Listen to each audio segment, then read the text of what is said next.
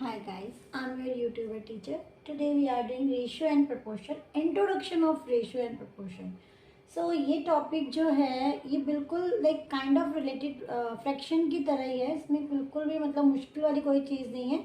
बस थोड़ा सा उसको रिप्रेजेंट करने के लिए सिंबल्स अलग हैं.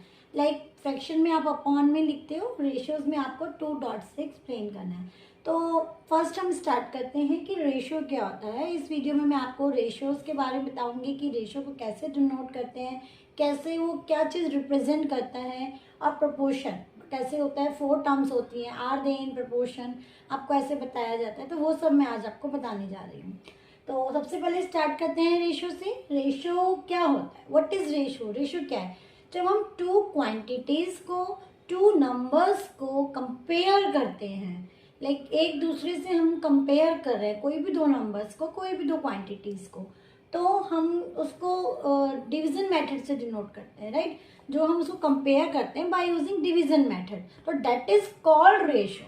यानी कि आपकी क्लास में 50 स्टूडेंट्स हैं बट 25 आपके गर्ल्स हैं, 25 बॉयज़ हैं, तो रेशियो क्या हुआ, 50-50 रेशियो हुआ. राइट, यानी दोनों का आधा आधा, आधा गर्ल्स हैं आधा. तो रेशियो का मतलब क्या है, हम देखा है तो फ्रैक्शन नहीं बता रहे हैं, बट हम जब कंपेयर करते हैं कोई चीज़ को बाय यूजिंग मेथड जो हम करते हैं यूज, वो डिवीजन है, then it is called ratio. ठीक है. जैसे सपोज आपका जो रेशियो का पहले सिंबल होता है, फर्स्ट ऑफ ऑल ये दो डॉट होते हैं, this is a symbol of ratio. Suppose you are writing 1:2, तो आपको क्या लिखना है, 1:2. तो ये रेशियो का जो सिंबल है इसे बोलते हैं रेशियो का सिंबल. यानी अगर दो डॉट आ गए तो मीन्स यहाँ पे रेशियो है. राइट, तो सबसे पहली बात, हम इस रेशियो को अपनी नोन टर्म में कैसे लिख सकते हैं, जो आप पहले से पढ़ते आ रहे हो उस टर्म में हम कैसे एक्सप्लेन करें. क्योंकि ये तो आपके लिए नया है कि 2 डॉट लग गए हैं. अभी तो 1 डॉट तो पता था कि डेसिमल होता है, बट ये 2 डॉट टाइम में हो सकता है. लेकिन ये रेशियो के बारे में बात करें तो क्या होगा, तो इसमें कुछ भी नहीं है मुश्किल. लाइक आप कह सकते हो 1/2. रेशियो का मीन्स हो गया, आप उसको फ्रैक्शन में लिख सकते हो 1/2. यानी फर्स्ट इसको न्यूमरेटर लिख सकते हो और 2 एज अ डिनोमिनेटर. तो we can write 1:2 is always equal to 1/2. अब हमें मान लो कोई चीज को कंपेयर करना है, 2 क्वांटिटीज आपको दिया है. Let's give example. Let's take example. Like आपको दे रखा है कि आपका जो किसी का एक है, सर एक मोहन है कोई वर्ड बच्चा, तो उसका वेट है 25 kg. ठीक है. सपोज मोहन का वेट 20, उसके फादर का वेट कितना है, उसके फादर का वेट है 75 kg. तो अब आपको इनका रेशियो निकालना है कि what is the ratio the weight of Mohan to father, his father. Okay, तो आपको जब भी, बस आपको क्वेश्चन में ये ध्यान रखना है कि किसका नाम पहले लिया गया है उसको एज अ पहले रिप्रेजेंट करना है, फिर किसका नाम बाद में लिया गया है उसको बाद में करना है. बट फर्स्ट चीज जो आपको उसमें डिनोट आपको ध्यान रखनी है, यूनिट. यूनिट होती है जो आप बाद में लगाते हो, केजी किलोग्राम लगा रहे हो, लीटर लगा रहे हो, सेंटीमीटर लगा रहे हो, आवर्स ले रहे हो, सेकंड ले रहे हो, बोथ शुड बी सेम. दोनों यूनिट सेम होनी चाहिए. फर्स्ट आपको क्या काम करना है, उनकी यूनिट पे वो करना है कि आपको यूनिट को देखना है कि यूनिट सेम है, तो ठीक है, आप डायरेक्टली आप इसको रेशो में रख सकते हो. तो you can take Mohan's weight is 25 ratio his father's weight. तो आप इसको इजीली इस वे में लिख सकते हो. बट अगर ये डिफरेंट होता तो फर्स्ट आपको जो कन्वर्जन मेथड आप सीखते आ रहे हो 4th, 3rd, 4th, 5th standard से, वो you have to apply.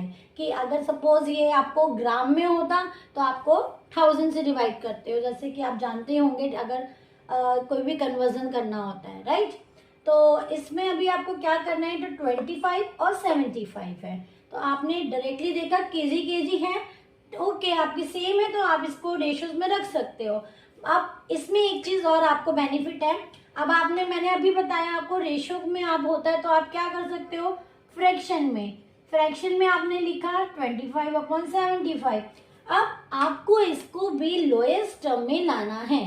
Lowest term मतलब मैंने आपको पहले भी बता चुकी हूँ, लोएस्ट टर्म होता है कि तो 2 डिजिट्स हैं, इनको सेम टेबल में जिससे भी आता है, जिस टेबल से भी आता है उससे डिवाइड करना होता है. लाइक इसको छोटा करना है हमको. राइट, उसके लिए हम कैसे करते हैं, हमने देखा 25 एंड 75.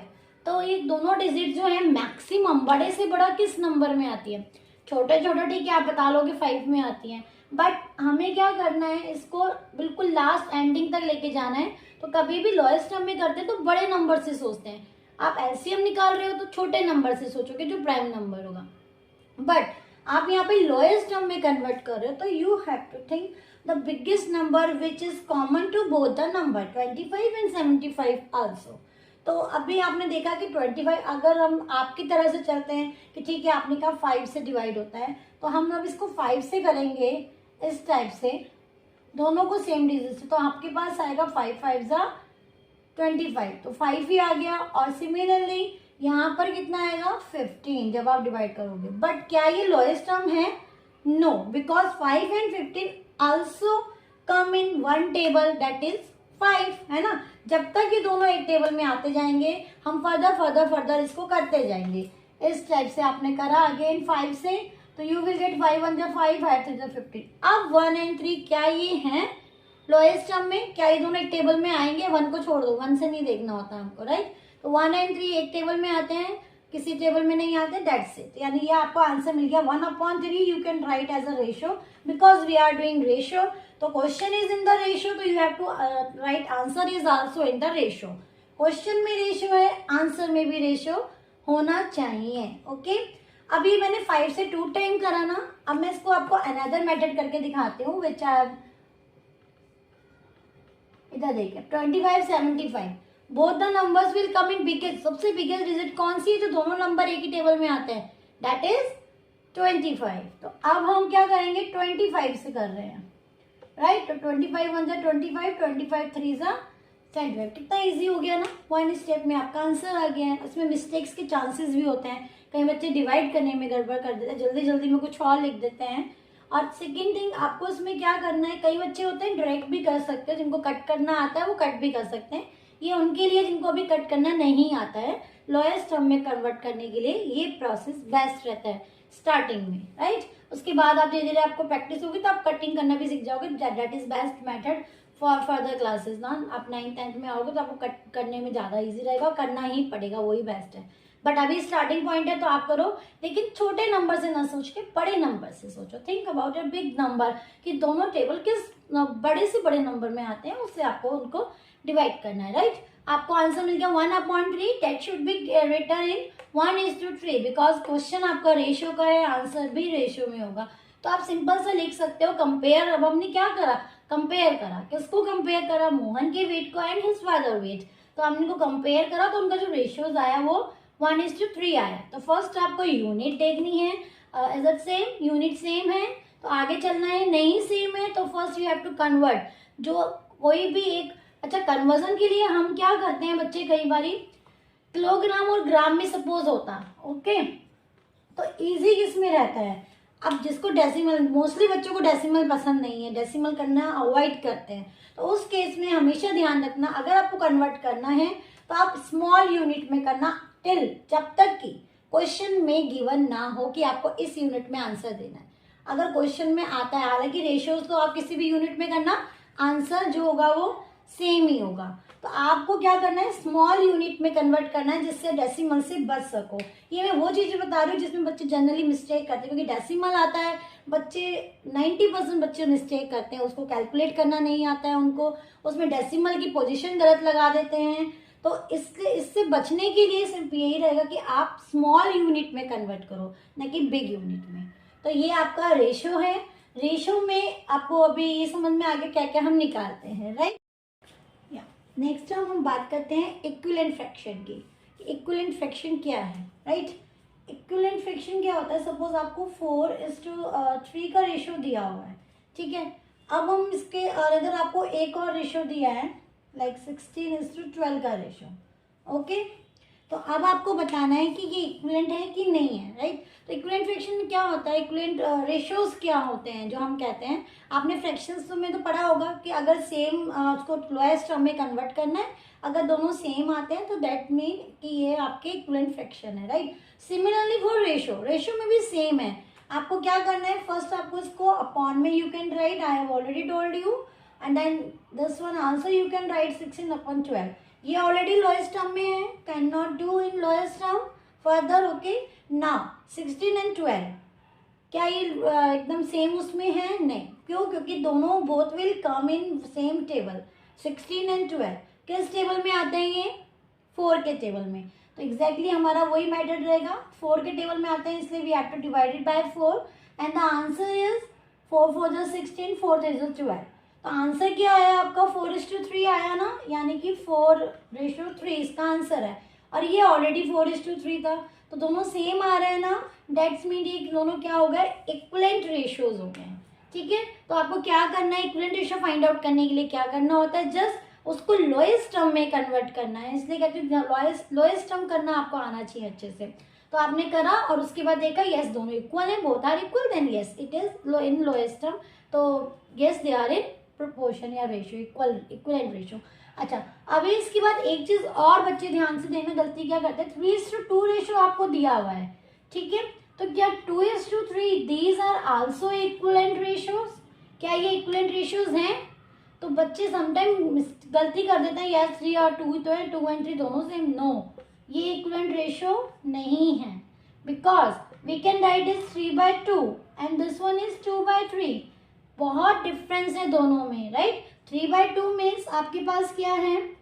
2 बॉक्स हैं, इसको आप 1:1/2 लिख सकते हो। मीन्स एक हाफ शेड है और एक पूरा शेड है। 3/2 का मीन्स ये हो गया, एंड 2/3 का मीन्स हो गया आपके पास 3 पार्ट है जिसमें से आपके 2 पार्ट शेड है ओनली।